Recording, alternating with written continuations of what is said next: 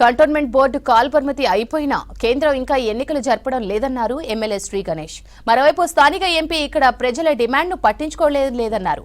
అటు పార్లమెంట్లోనూ స్థానిక సమస్యలపై మాట్లాడుకుంటూ టైంపాస్ చేస్తున్నారన్నారు శ్రీ గణేష్. గ్రేటర్ హైదరాబాద్లో కంటోన్మెంట్ను విలీనం చేసే వరకు తమ పోరాటాన్ని కంటిన్యూ చేస్తామన్నారు ఎమ్మెల్యే శ్రీ గణేష్. ఛత్రపతి శివాజీ 396వ జయంతి ఉత్సవాల్లో పాల్గొన్నారు ఆయన. Cantonment merger movement cricket tournament పోస్టర్ను రిలీజ్ చేశారు. బోర్డు ఏదైతే మెర్జర్ కావాలని కంటోన్మెంట్ మెర్జర్ మూవ్మెంట్ తీసుకున్నామో అందులో భాగంగా రేపు ఏదైతే క్రికెట్ మ్యాచ్ స్టార్ట్ అవుతుందో జేఏసీ ఫామ్ అయిన తర్వాత జేఏసీలో చర్చలు జరిగినాక జేఏసీలో అడ్వైజులు తీసుకున్నాం.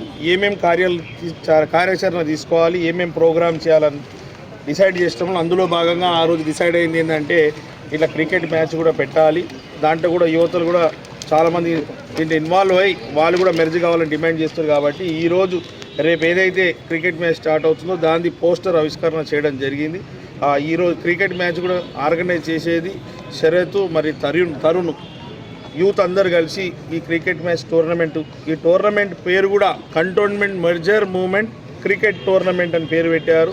ఇందులో అందరూ భాగస్వామ్యాలు అవుతారు, అందరూ పాల్గొని దీన్ని ఆడుతున్నారు. కాబట్టి వీళ్ళు కూడా యూత్ కూడా అందరు కోరుకుంటుండ్రు, క్రీడాకారులు అందరూ ఏం కోరుకుంటారు, కంటోన్మెంట్ బోర్డు మెర్జర్ కావాలని డిమాండ్ ఉంది. కాబట్టి ఇది కూడా మెర్జర్ మూవ్మెంట్లో భాగంగానే ఇవన్నీ కేంద్ర బీజేపీ ప్రభుత్వం మీద ఒత్తిడి తీసుకురావడానికి యావత్ కంటోన్మెంట్లు ఉన్న అన్ని కాలనీసు, అన్ని బస్తీలు, అన్ని సంఘాలతో పాటు యువత కూడా క్రీడాకారులు కూడా ఈరోజు కంటోన్మెంట్ బోర్డుని మున్సిపల్లో మెర్జ్ చేయాలి, ఎలక్షన్లు రావాలని డిమాండ్ చేస్తున్నారు. డెవలప్మెంట్లో జరగాలంటే మెర్జ్ అయితేనే డెవలప్మెంట్ అవుతుంది. ఎందుకంటే 1200 కోట్ల రూపాయలు సర్వీస్ ఛార్జెస్ వస్తలేదు. ఇక్కడ స్పెషల్ ప్యాకేజ్ కూడా సెంట్రల్ ఇవ్వలేదు. గత 5 సంవత్సరాల నుంచి ఎలక్షన్ పెడతలేదు.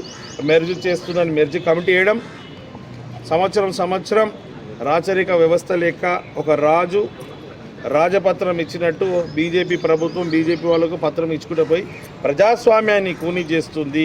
ఇక్కడ డెవలప్మెంట్ని జరగకుండా చూస్తుంది.